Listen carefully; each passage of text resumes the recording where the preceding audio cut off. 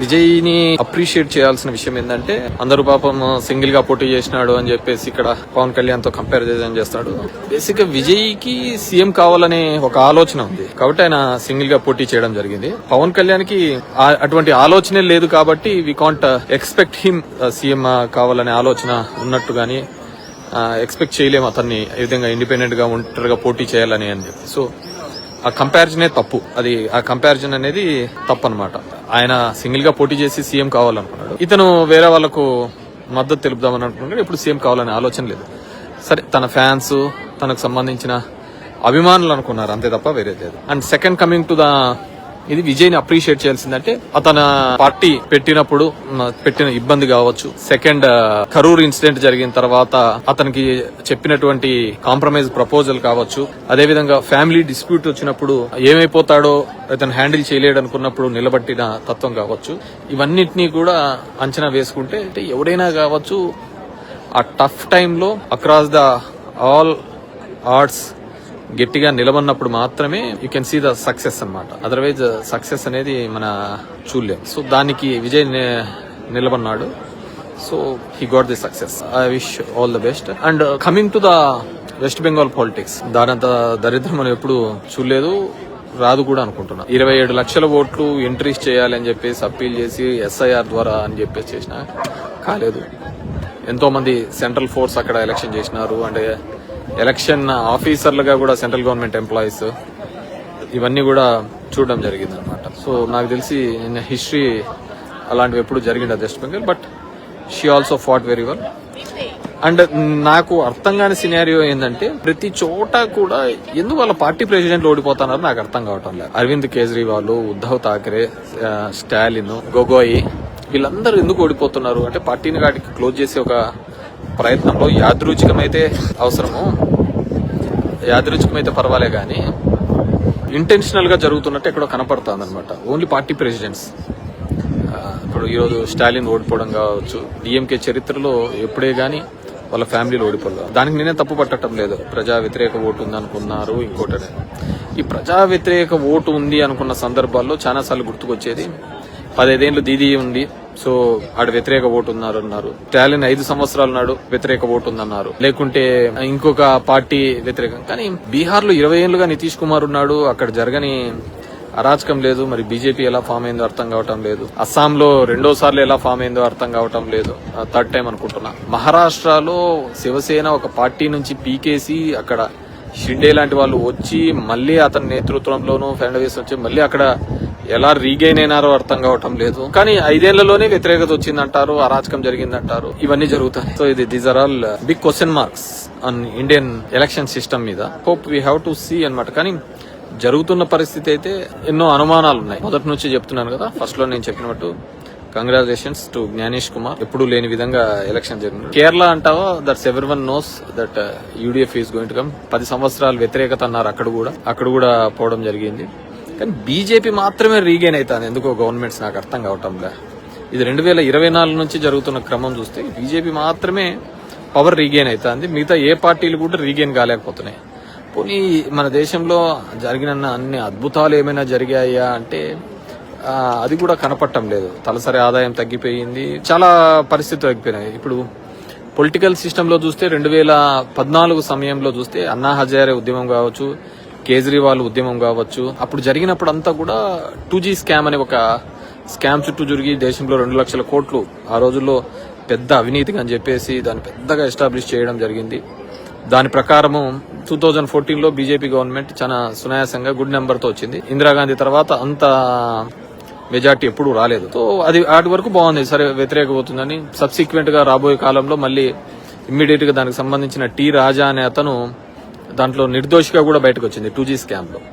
So ఆ రోజు జరిగినది దేశమంతా బాగుపడాలని చెప్పేసి 2 లక్షల కోట్ల రూపాయల అవినీతి జరిగిందని, స్విస్ బ్యాంకుల నుంచి డబ్బులు తీసుకొని వస్తామని చెప్పేసి అవన్నీ జరిగిన ఒక నెరేటివ్ తో బిల్డప్ అయినటువంటి బీజేపీ పార్టీ. కానీ రాను రాను చడ్డా కావచ్చు, మిట్టల్ కావచ్చు, వీళ్ళు జాయిన్ అయినది ఎవరైతే ఈడీ కేసులు, ఎవరైతే సిబిఐ కేసులు ఎవరైతే ఉన్నాయో వాళ్ళు దాంట్లో జరిగిపోతుంటే క్లీన్ చిట్ అయిపోతున్న సందర్భం చూస్తున్నాం. సో ఇది కూడా అంతు చెక్కటంలే. అంటే స్విస్ బ్యాంకు నుంచి డబ్బులు రాలేదు అప్పుడు చెప్పిన విధంగా, అదేవిధంగా ఈ కరప్షన్ జరుగుతోందా జరగటం లేదా అంటే కరప్షన్ జరగకోకుండా ఎక్కడా లేదు, జరుగుతూనే ఉంది.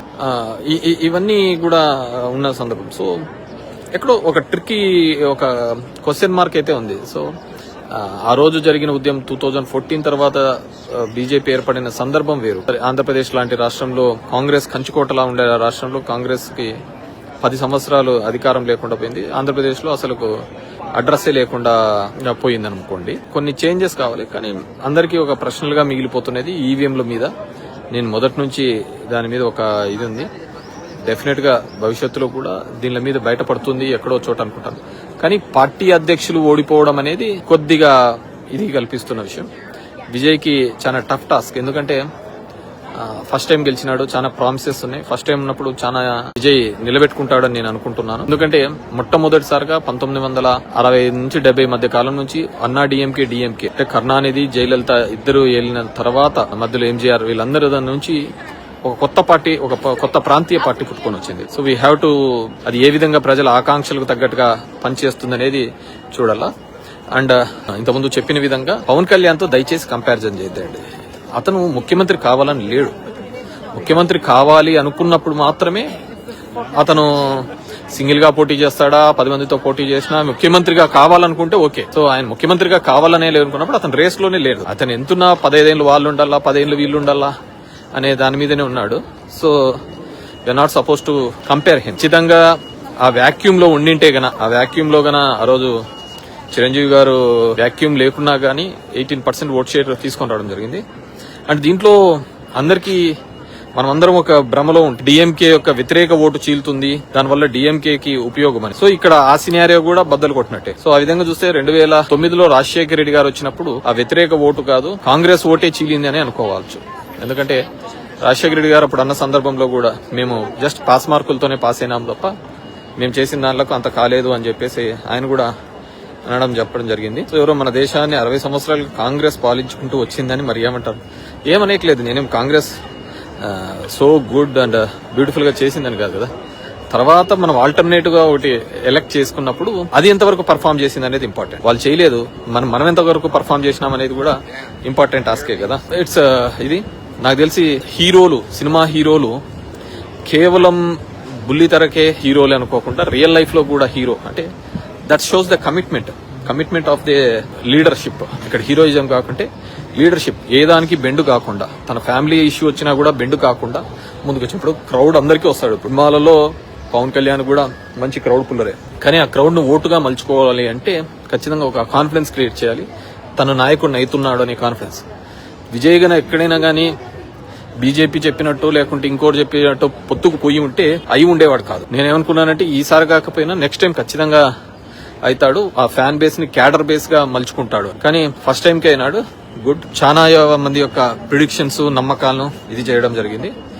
దట్స్ అది. కానీ తమిళనాడు మాత్రం కలకత్తా మాత్రం దాన్ని వీ హ్యావ్ టు చెక్. 27 లక్షల మందికి ఓటు హక్కు ఉన్నా గానీ వేయలేని దుస్థితికి పోయి సెంట్రల్ గా ఓవరాల్ గా నడిపించింది అనే ఒక ఆలోచన. సో రాబోయే కాలంలో ఖచ్చితంగా ఈ దేశానికి ఉపయోగపడే విధంగానే రాజకీయాలు ఉంటాయనుకుంటున్నాను. నాకు తెలిసి అయితే ఇప్పుడు జరుగుతున్న ఎలక్షన్ ప్రక్రియ అంతా కూడా ఒక బోగస్ ప్రక్రియగానే నేను అనుకుంటాను. That's my personal opinion. జరుగుతున్న ప్రక్రియ సర్ వెస్ట్ బెంగాల్లో ద వే దే ట్రీటెడ్ అదన్నీ కూడా